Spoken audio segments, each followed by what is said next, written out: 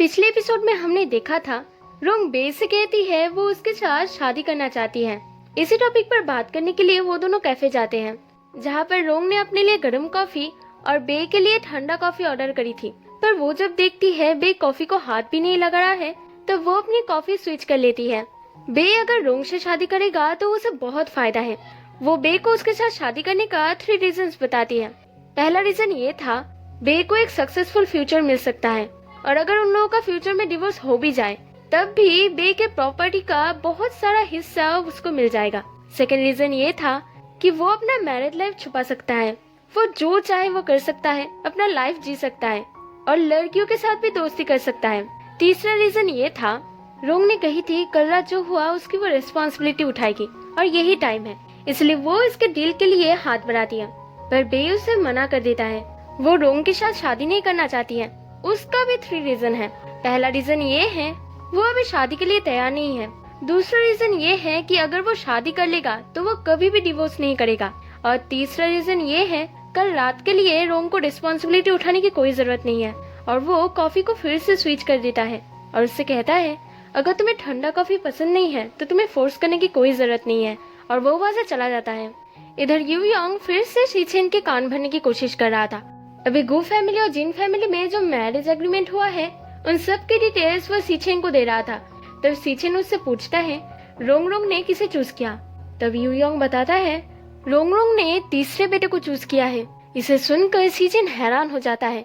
गु कंपनी के maximum responsibility उन 2 बड़े बेटे के ऊपर है, और तीसरा बेटा यानी कि बे, वो गु फैमिली का बायोलॉजिकल सन है।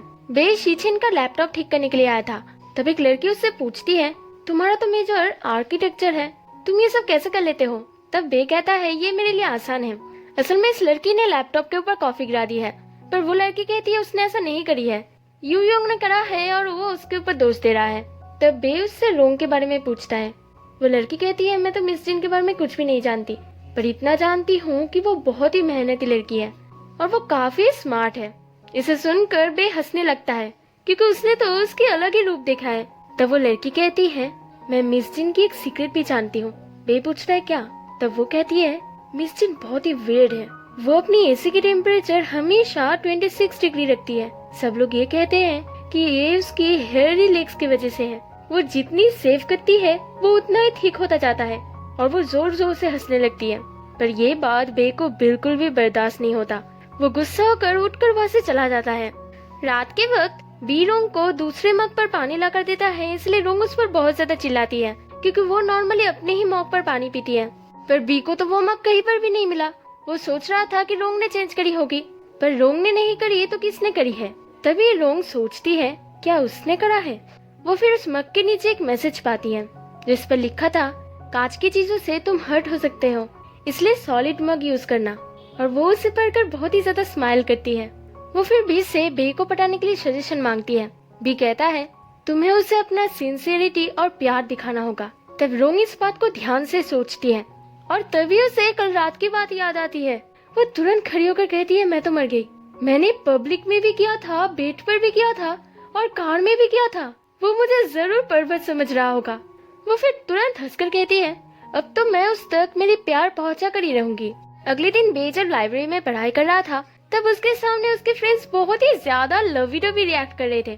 तब बे उन दोनों को डांट कर कहता है क्या तुम दोनों यहाँ पर ये सब बंद करके थोड़ा पढ़ाई में ध्यान दोगे। तभी वहाँ पर कहा से रोंग आ जाती है और कहती है बे तुम गलत हो, लाइब्रेरी में तो सब प्यार करने ही आते हैं। बे उससे पूछता है तुम यहाँ पर क्या कर रही हो। तब रोंग कहती है मैं हमारी शादी के बारे में बात करने आई हूँ। इसे सुनकर उसके फ्रेंड्स हैरान हो जाते हैं और बे से पूछते हैं तुम शादी कर रहे हो। तब रोंग उसके हाथ में हाथ डालकर कहती है हाँ दोस्तों, ये शादी कर रहा है और तुम सब लोग हमारे शादी में आना। बे फिर रोंग के माथे पर क्वाइट लिखकर वहाँ से उठकर चला जाता है। उसके फ्रेंड्स रोंग से पूछते हैं तुम कौन हो। तब रोंग कहती है मिस गु, और वो बी को कॉल करके कहती है प्लान के मुताबिक सब कुछ तैयार रखना। इसके बाद बे जब बाहर जाता है तब सभी लोग उसे आकर एक रोज देते हैं और कॉन्ग्रेचुलेशंस कहते हैं। ये काफी स्वीट था। उसमें से एक मैसेज पर लिखा हुआ था क्या तुम तैयार हो, और दूर से रोंग एक सुंदर सी ड्रेस पहनकर हाथ में फ्लावर्स लेकर वहाँ पर आती है। वो बहुत ही ज्यादा खूबसूरत लग रही थी। बे तो उसे देखता ही रह जाता है। तब वो अपने हाथ में एक माइक लेकर चिल्लाकर कहती है, गुकोंग बे, मुझसे शादी कर लो।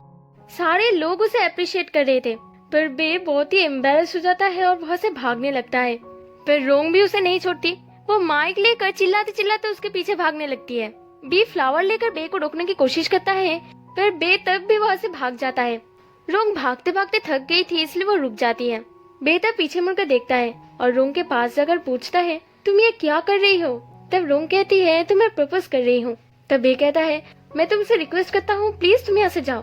और वो जल्दी से वहाँ से चला जाता है। बे के जाने के बाद वहाँ पर सिक्योरिटी गार्ड आ जाते हैं और वो रोंग को देखकर ही पहचान जाते हैं कि ये यहाँ का तो नहीं हो सकता, इसलिए वो उसे सिक्योरिटी ऑफिस ले जा रहा था।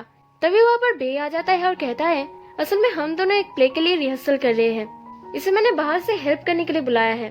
तब रोंग प्राउड होकर कहती है, हाँ, हम दोनों प्ले कर रहे हैं जिसका नाम है the president and her young husband.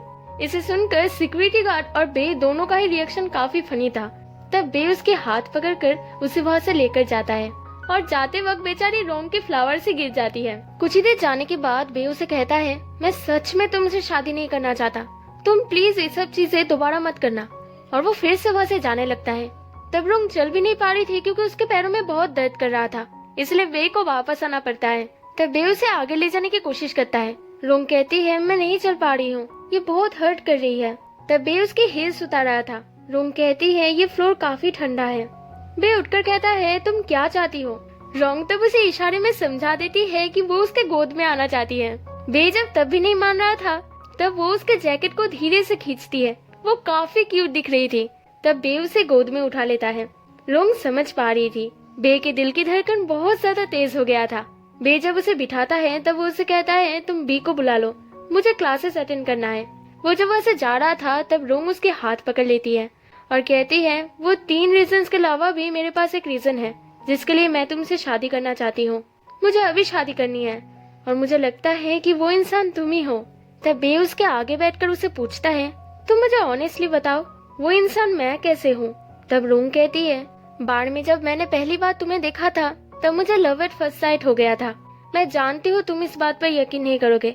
तब बे हाथ छुड़ाकर वहाँ से चला जाता है। रोंग बहुत ही सैड हो गई थी। वहाँ पर बी आकर कहता है, अब कोई भी लव एट फर्स्ट साइट पर यकीन नहीं करता, तुम यहीं पर रुको, मैं गाड़ी लेकर आता हूँ। कुछ ही देर बाद हम देखते हैं वहाँ पर बे आता है।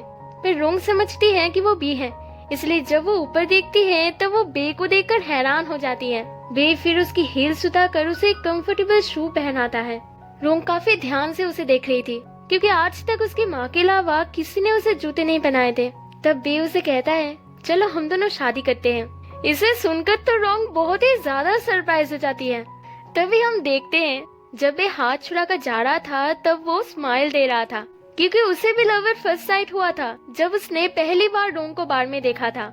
वहाँ से वो फिर से यूनिवर्सिटी गया था ताकि वो रोंग की फूल ला सके।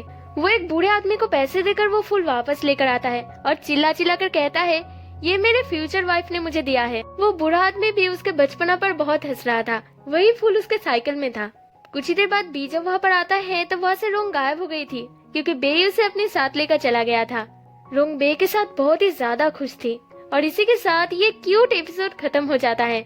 आप सबको ये एपिसोड कैसी लगी मुझे कमेंट करके जरूर बताना और अगर आपको ये एक्सप्लेनेशन पसंद आता है तो प्लीज इसे लाइक करके मेरे चैनल को सब्सक्राइब करना मत भूलना।